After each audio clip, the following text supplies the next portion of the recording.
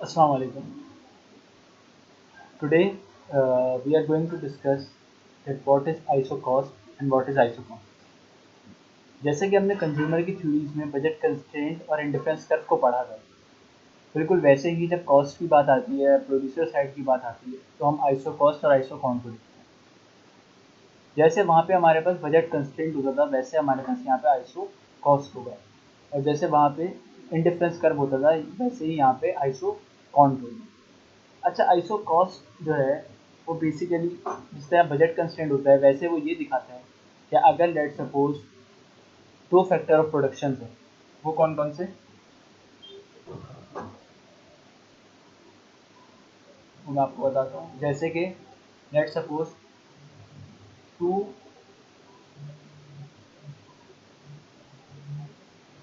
Factors of production, जो कि हो गए आपके लेबर और कैपिटल। अच्छा, होगा क्या कि अब ये किसी कुछ इनके प्राइसेस होंगे जिसके ऊपर ही आपको अवेलेबल होंगे। तो बेसिकली जो भी जिस भी प्राइस के ऊपर ही अवेलेबल होंगे, वो आपको जब अगर आप कहते हैं कि मैं एक चीज़ को प्रोड्यूस करने के लिए 5 लेबर लगा रहा हूँ और 2 कैपिटल लगा रहा हूँ, ठीक है, और ये उनकी प्राइसेस हैं, तो सर दोनों चीज़ों के प्राइसेस और उनकी क्वांटिटी को आपस में मल्टीप्लाई करके जो अमाउंट निकलेगी वो बेसिकली क्या कहलाएगी आपकी, वो कहलाएगी आपकी टोटल कॉस्ट। ठीक है, बिल्कुल इसी तरीके से जब आप इस तरीके से जब आपके पास टोटल कॉस्ट आ जाएगी, या टोटल कॉस्ट अगर आपको गिवन हुई और आपको बता दिया गया कि प्राइसेस ये हैं, और फिर बोला गया, कहते हैं कि आप अपना आइसो कॉस्ट ड्रॉ करें, तो फिर आप इजीली कर सकते हैं। जिस तरीके से बजट कंस्ट्रेंट का जो फार्मूला होता था, वो होता था कुछ यूँ कि M is equal to P X X plus P Y Y. इसमें से ये प्राइसेस होती थी और ये इनकम हुआ करती थी, और ये इसके आउटपुट हुआ करते थे वाई और एक्स की क्वान्टिटी। बिल्कुल इसी तरीके से यहाँ पर क्या होगा, C is equal to P X, या कह लें, सॉरी इसको मैं कहूँ अगर, price of labour into labour plus price of capital into capital. ठीक है, जिसको हम दूसरे टर्म्स में कोई कोई ये भी लिखता है कि प्राइस ऑफ लेबर जो होते हैं ना, वो बेसिकली वेजेस होती है, और जो कैपिटल का प्राइस होता है वो रेंटल, हम लोग कहते हैं रेंटल रेट या आर कहते हैं इसको। तो ये बेसिकली आपने फैमिलियर आप हो सकता है आप इससे हूँ टोटल कॉस्ट, ये टोटल कॉस्ट होती है। अच्छा, अब अगर आपको इसी से आइसो कॉस्ट ड्रॉ करना हो तो कैसे होगा, लेट सपोज मैं आपको बताता हूँ कि अगर, अच्छा आइसो कॉस्ट में अगर मैं कहूँगा, कहते हैं कि आपके पास लेट सपोज एक गिवन इनकम है, जो कि है गिवन कॉस्ट है, जो कि है सी। ठीक है, और आप अगर पूरी की पूरी कॉस्ट जो भी आपकी लग रही है वो सारे के सारा आप इस तरीके से करें, यानी कैपिटल आप बिल्कुल भी ना लें, लेकिन सारी की सारी जो है वो लेबर लें, तो फिर लेट सपोज आपका जो लेबर की जो क्वांटिटी है वो कितनी होगी। यानी अगर लेट सपोज आपकी 100 कॉस्ट आपको पड़ रही है, 100 का आपका बजट है लगाने का, कि कॉस्ट भाई मेरी 100 ही रुपये पड़नी चाहिए, तो अगर आपसे मैं पूछूंगा कि लेबर की क्वांटिटी कितनी होगी, अगर सारा का सारा आप लेबर ही उससे खरीदें, ठीक है, तो वो कैसे पता चलेगा। तो फिर आपको बता दिया है कि अगर सारा लेबर खरीदेंगे तो लाजमी सी बात है कैपिटल जो है वो आपका फिर ज़ीरो होगा। तो आप क्या करेंगे, इसके अंदर कैपिटल की वैल्यू को ज़ीरो रखेंगे, P L over L plus into L plus P के, और के की वैल्यू ज़ीरो। इससे क्या होगा, ये बच जाएगा आपका खाली ये, और ये हो जाएगा ज़ीरो। अब लेबर यहाँ पर है, अगर आप लेबर को ऐसे हम लिख लें लेबर, और ये पी एल को नीचे ले आए, तो ये हो जाएगा सी अपॉन पी एल।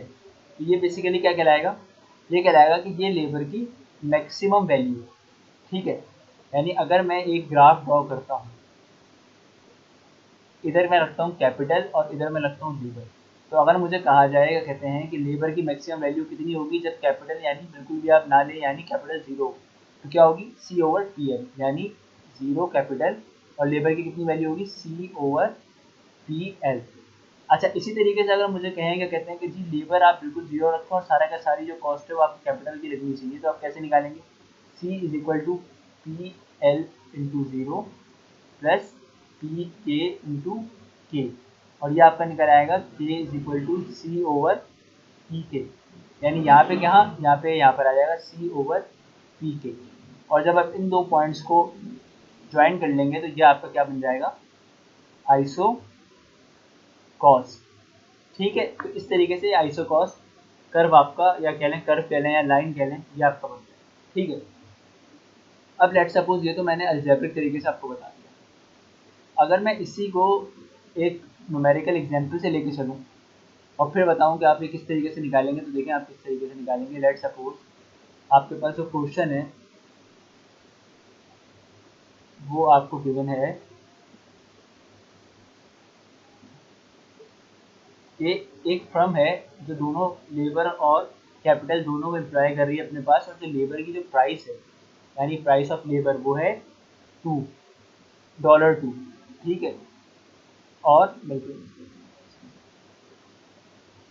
वो क्या है, $2। इसी तरीके से जो प्राइस ऑफ कैपिटल है वो क्या है, $3। अच्छा, और जो बजट आपको बता दिया गया है, यानी कॉस्ट जो आपकी होनी चाहिए, जो इनिशियल आपका बजट है किसी भी काम को स्टार्ट करने का, वो कितना है, $6,000। ठीक है, तो अब आपको बता दिया गया कि ये बजट भी बता दिया गया और आपको पीएल और टी के भी बता दिया। अच्छा, अब अगर आपसे कहा जाए कि आप सबसे पहले तो इसकी इक्वेशन लिख लें, तो इक्वेशन कैसे लिखेंगे, क्या थी equation, C is equal to W L plus R K, या कह लें कि और C is equal to P L into L plus P K into के।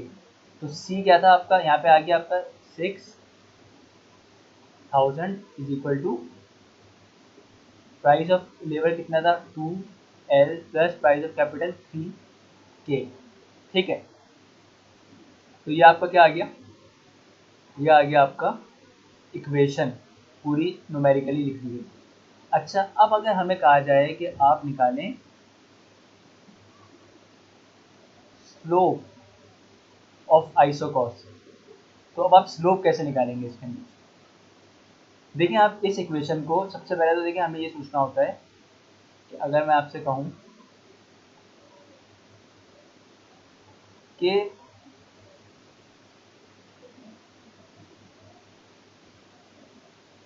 ये आपकी आइसोकॉस का कर्व था ना। अच्छा, इसके अंदर यहाँ पे कैपिटल है और लेबर यहाँ पर है, यानी कैपिटल वर्टिकल एक्सिस पर है और लेबर हॉरिजॉन्टल एक्सिस पर है। तो जब भी अगर आपको किसी भी इक्वेशन का स्लोप निकालना हो तो आप किसकी टर्म में सॉल्व करते हैं, क्योंकि अगर आपको स्लोप निकालना है तो आप क्या करेंगे कि जो आपके वर्टिकल एक्सिस के ऊपर जो भी चीज़ है आप उसके अकॉर्डिंगली अपनी इक्वेशन को सॉल्व कर लेंगे। यानी जैसे कि आप यहाँ आएँ तो आप यहाँ देखें तो आपको क्या नज़र आ रहा है कि आपकी जो इक्वेशन है वो ये रही, और के आपका वर्टिकल एक्सिस पर था। तो अगर आप के अकॉर्डिंगली अपनी इस इक्वेशन को सॉल्व कर लें तो आप सब कुछ निकाल सकते हैं।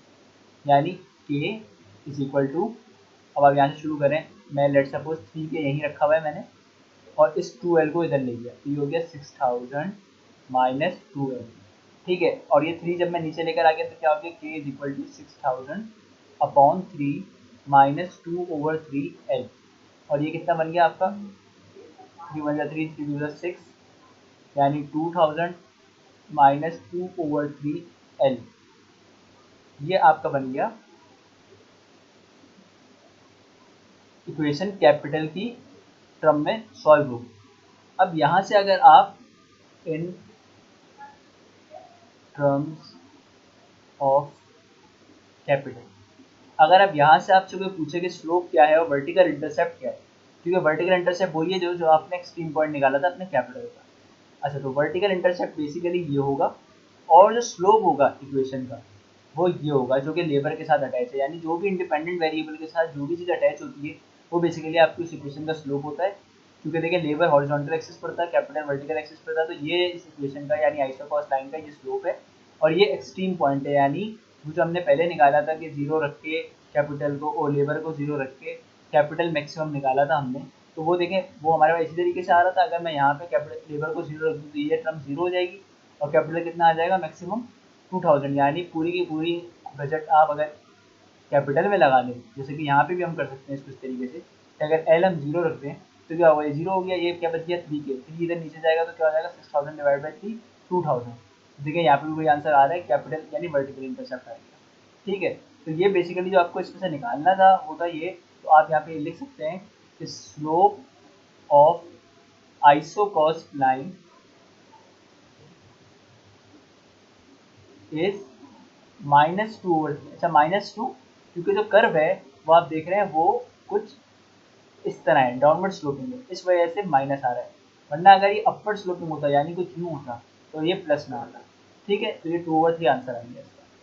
अच्छा, और आपने ये के की वैल्यू भी मैक्सिमम निकाल लिया, अगर आपको एल की वैल्यू मैक्सिमम निकालनी है तो क्या करेंगे, इसको 0 रख दीजिएगा। अब जब इसको 0 रखेंगे तो देखें क्या होगा। तो लेट सपोज आपने अब के को 0 रख दिया, तो के को जब आपने 0 रखा तो ये क्या हो गया 2000 माइनस 2/3L।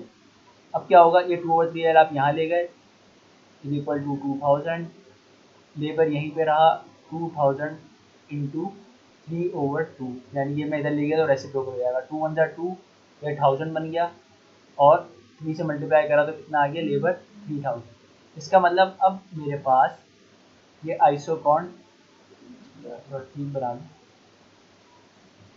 अब अगर मुझसे कोई बोले कि आइसोकॉन का आप ग्राफ देखें, तो आइसोकॉन का ग्राफ तो ये बन गया, इसमें जो लेबर की वैल्यू है वो आ गई 3000, जो कैपिटल की वैल्यू है वो आ गई 2000, और जो स्लोप है आइसोकॉन का वो आ गया -2/3।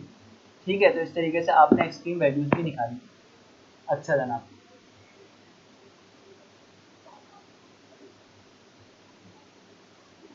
तो हमने आइसोकॉस की इक्वेशन भी ड्राइव कर ली थी ऊपर जो नंबर के साथ करी, और हमने ग्राफ भी जो है वो ड्रॉ कर लिया बजट लाइन का।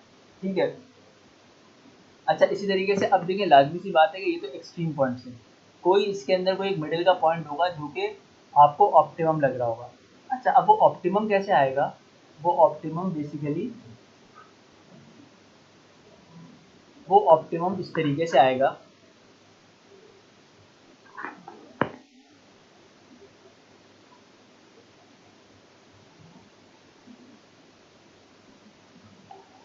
वो ऑप्टिमम आप समझ लें कि आपके पास अगर आइसोकॉन्ट होगा, तो देखें जिस तरह हमारे पास बजट कंस्टेंट और इंडिफरेंस कर्व था, हम उनको आपस में मर्ज कर रहे थे और निकाल रहे थे, क्या कहते हैं कि बजट कंस्टेंट तो सारे पॉइंट्स उसके फिजिबल हैं, लेकिन आपको मैक्सिमम यूटिलिटी जिससे मिलेगी आप वो वाले इंडिफरेंस कर्व को चूज करेंगे।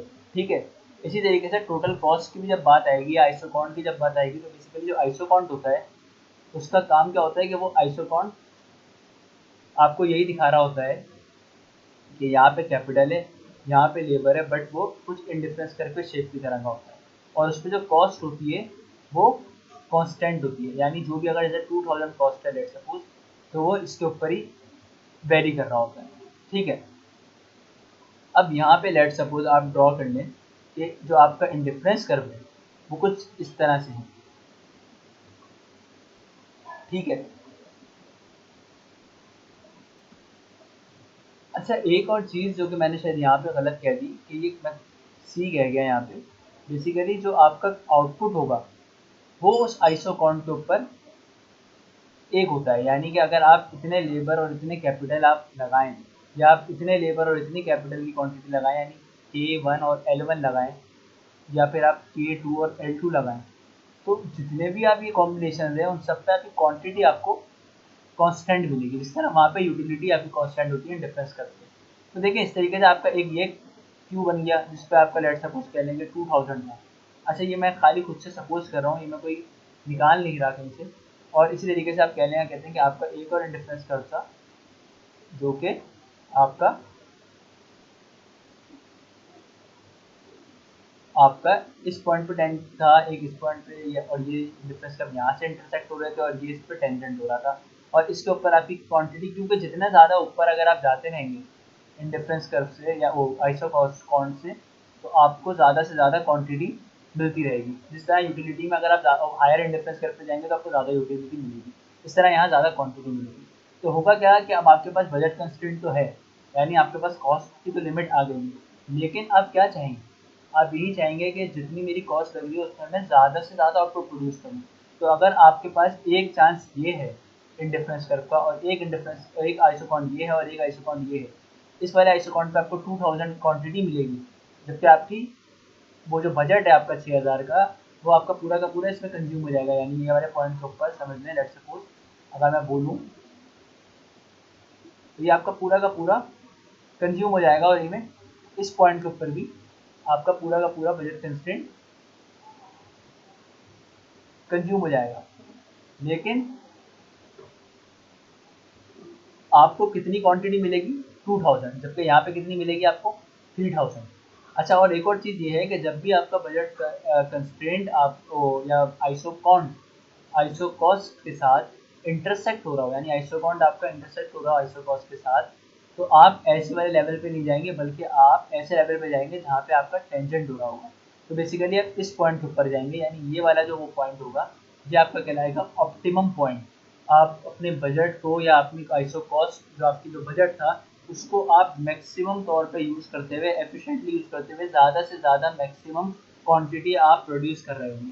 ठीक है, तो इसलिए मैंने ये आपको एक कोई वैल्यू दे दी कि Q is equal to let's suppose 3000। ठीक है, अब ये ज़रूरी नहीं है, कुछ और भी हो सकता है, लाजमी सी बात है, इसके निकालने के भी तरीके होते हैं, लेकिन जो हमारे पास सवाल में इन्फॉर्मेशन गिवन है उससे हमने बस सिंपल आइसोकॉन ड्रॉ करना है। और लेट्स सपोज जो आपकी वैल्यूज़ हैं वो यहाँ पर आती हैं 1500, सॉरी 1000 लेट्स सपोज, और ये हो गया आपका 1500। मतलब आपने ये सपोज कर लिया, कहते हैं कि आपको अगर ये बताया हुआ हो, क्या कहते हैं कि भाई आप एक पॉइंट लगाएं आप, और ये best level of optimum production हो या बेस्ट लेवल ऑफ प्रोडक्शन हो, तो वो कौन सा होगा। लेट्स सपोज आपको वैल्यूज दी हैं, तो इसका मतलब इंडिफरेंस कर्व या आइसोकॉन कैसे ड्रॉ करेंगे, ऐसे नहीं करेंगे, तो कोई ऐसा पॉइंट नहीं होगा आपका, ये वो पॉइंट होगा जो कि बिल्कुल मिडिल में होगा, और इसके ऊपर इंडिफरेंस कर्व आपका मिडिल में हो या कहीं भी हो, लेकिन इंडिफरेंस कर्व जो है वो सिर्फ आपका टेंजेंट हो रहा होगा, आइसोकॉन्ट आपका टेंजेंट हो रहा होगा आइसोकॉस से। ठीक है, ना कि आपका वो इंटरसेक्ट हो रहा होगा। तो ऐसे पॉइंट जैसे लेट सपोज 1000 और 1500 बता दिया गया होगा, 1500 आपका लेबर है और 1000 आपका कैपिटल है, और आप अपना मैक्सिमम पॉइंट शो करें, best level of production show करें, और आइसोकॉन्ट एक ड्रॉ करें। तो आइसोकॉन्ट आपका बिल्कुल इस तरीके से होगा ड्रॉ जैसे कि मैंने ड्रॉ करा।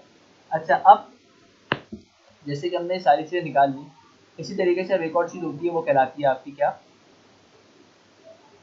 जैसे कि वहाँ पे क्या था हमारे पास, मार्जिनल रेट ऑफ सब्सटीट्यूशन था। ठीक है, इंडिफरेंस कर्व में था मार्जिनल रेट ऑफ सब्सटीट्यूशन, जो कि क्या होता था, MUX ओवर MUY। अच्छा, यहाँ पे क्या होगा, यहाँ पे कहलाएगा आपका marginal rate of technical substitution, जो होगा वो आपका क्या कहलाएगा, marginal rate of technical substitution. ये आइसोकॉन्ड के लिए। ठीक है, अभी आपने एक स्लोप तो निकाल लिया, वो आइसोकॉस का निकाला। आइसोकॉन्ड के लिए आपका क्या है, marginal rate of technical substitution. अच्छा, इसका क्या फार्मूला होता है, जो इसका फार्मूला होता है वो बेसिकली होता है आपका change in capital over change in labour.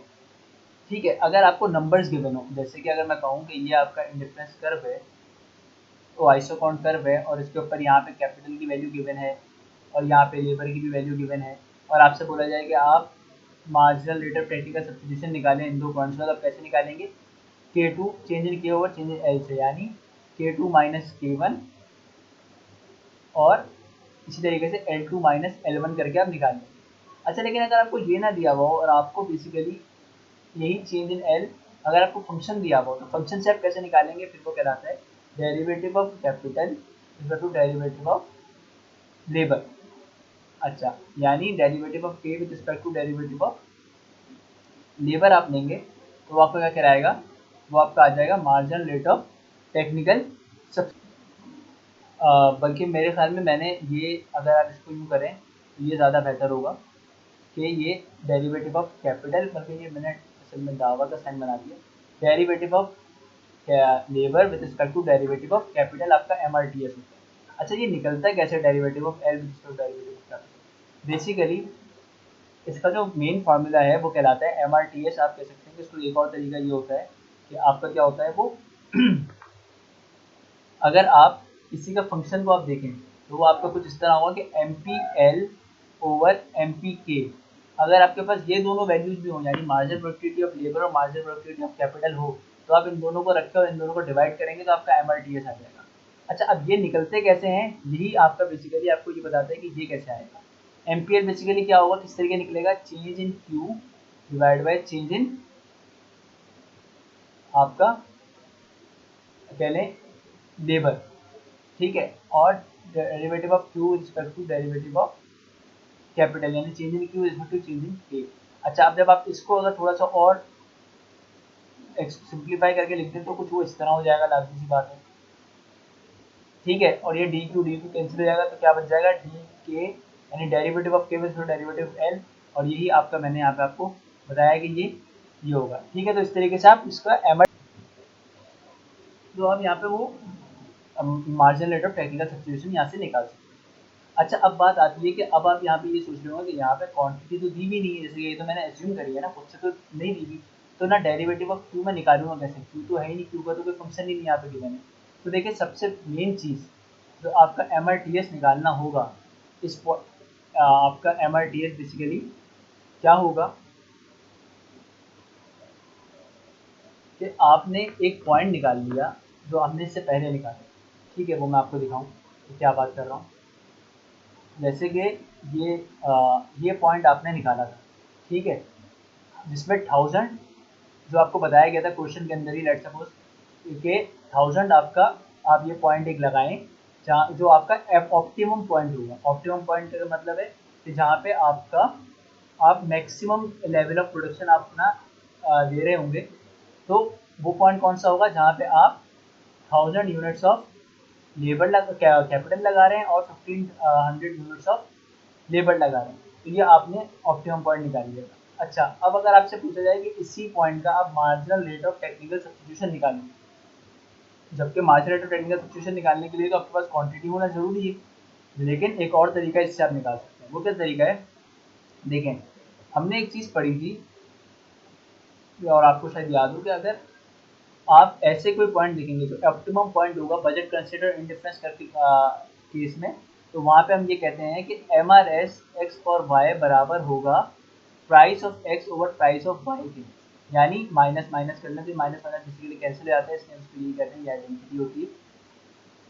तो जहाँ पे जो ऑप्टिमम पॉइंट होगा वहाँ पे दोनों बराबर होंगे, यानी दोनों बराबर का मतलब क्या है कि ये किसके लिए है, ये तो आपका इंडिफरेंस कर्व है, और ये क्या है, ये आपका बजट कंस्ट्रेंट का स्लोप है, ये इंडिफरेंस कर्व का स्लोप है, यानी दोनों के स्लोप बराबर होंगे। तो देखें, यहाँ पे आपको यही नजर आ रहा है, अगर मैं इस पॉइंट के ऊपर, क्योंकि टेंजेंट का मैं आपको तरीका समझा चुका हूँ, टेंजेंट लाइन खींचूँ तो यूँ आएगी, और इस इंडिफरेंस कर्व के भी, यानी आइसोकॉन के पॉइंट के ऊपर भी अगर मैं टेंजेंट लाइन खींचूँ तो वो यूँ ही आएगी, यानी ये दोनों बराबर हैं। जबकि अगर आप इस पॉइंट को देखें, तो अगर मैं इस पॉइंट के ऊपर आइसोकॉस के ऊपर एक टेंजेंट खींचूँ तो वो कुछ यूँ आएगा, जबकि अगर मैं आइसोकॉन पे खींचूँ तो वो कुछ समझ लें यूँ आएगा, ठीक है। और यहाँ पे भी आप देखें, एक यूँ आ रहा है और एक यूँ आएगा, जबकि यहाँ दोनों बराबर है, मीन्स यहाँ और यहाँ पे ये बराबर नहीं है, यहाँ बराबर है। तो इसका मतलब क्या होगा कि यहाँ पे मैं क्या कह सकता हूँ कि ये वो पॉइंट है जहाँ पे marginal rate of technical substitution labour for capital ये बराबर है किसके, यानी ये marginal rate of technical substitution क्या है, आइसोकॉन का स्लोप, और आइसोकॉस का स्लोप क्या है, अभी हमने निकाला था, जो हमने यहाँ पे निकाला 2/3, यानी बेसिकली ये कहलाता है आपका, इसको भी आप कह लेंगे भाई PL/PY कह लें, ठीक है। या अगर आप इसको कहना चाहें तो जैसे कि मैंने आपको शुरू में बताया था कि ये आपका W और R भी होता है, तो जैसे हमने यहाँ पे इसका स्लोप निकाला 2/3, तो अगर हम, क्योंकि 2 क्या था बेसिकली प्राइस ऑफ लेबर था, और वैसे यहाँ पे क्या कहलाता है वो W, और P के क्या था R होता है, क्योंकि यहाँ पे 3 था, तो ये क्या बेसिकली W/R ही हो जाएगा ना, तो इसको हम W/R भी कह सकते हैं, यानी अगर मैं इसको कहूँगा और W/R, तो ये दोनों बराबर हो जाएंगे इस पॉइंट के ऊपर। तो आप बहुत सिंपल तरीके से ऐसी जगह के ऊपर marginal rate of technical substitution निकाल सकते हैं, वो इस तरीके से कि देखें, आपको ये पता है, चल गया कि जो W/R है, या जो कह लें आप P लेबर और P कैपिटल जो है वो क्या है, हमने निकाल लिया था -2/3। अगर वो ये है और हमने बोल दिया, कहते हैं कि हमने जो ऑप्टिमम पॉइंट निकाला है, यानी ये वाला पॉइंट जो था, इधर दोनों बराबर हैं, तो इट मीन्स लाजमी सी बात है, अगर W/R और या PL/P के जो है वो -2/3 है, तो MRTS क्या होगा, क्योंकि अगर MRTS L4 के बराबर है W/R के, तो W/R अगर -2/3 है तो MRTS भी -2/3 होगा। तो इसलिए ये बहुत इजीली और डायरेक्टली निकल जाएगा MRTS इस पॉइंट का, क्योंकि यहाँ पे दोनों के स्लोप बराबर है, तो आइसोकॉन का जो स्लोप, आइसोकॉस का जो स्लोप होगा वही आइसोकॉन का भी स्लोप आएगा, यानी जो आइसोकॉस का स्लोप अगर 2/3 है, -2/3, तो marginal rate of technical substitution भी यहाँ पर -2/3 ही होगा। ठीक है, तो इस तरीके से आप marginal rate of technical substitution भी निकाल लेंगे। तो ये बेसिकली आपका कहलाता है, आप कहने का कहते हैं कि MRTS भी आपको निकालना आ गया, आपको आइसोकॉस और आइसोकॉन की भी थोड़ी समझ आ गई।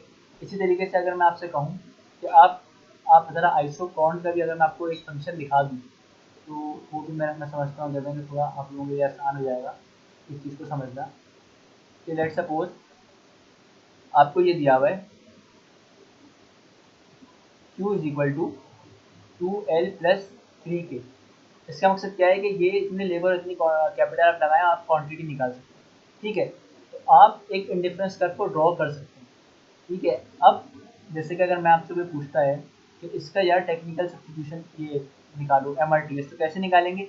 हमें पता है क्या कहते हैं कि derivative of Q is to derivative of L लेंगे, जो कि हमें क्या देगा, मार्जिनल प्रोडक्टिविटी ऑफ लेबर, और derivative of Q is to derivative of P लेंगे, जो कि हमें देगा मार्जिनल प्रोडक्टिविटी ऑफ कैपिटल, और फिर हम इन दोनों को डिवाइड कर देंगे, जो कि हमें क्या देगा, marginal rate of technical substitution L of for capital.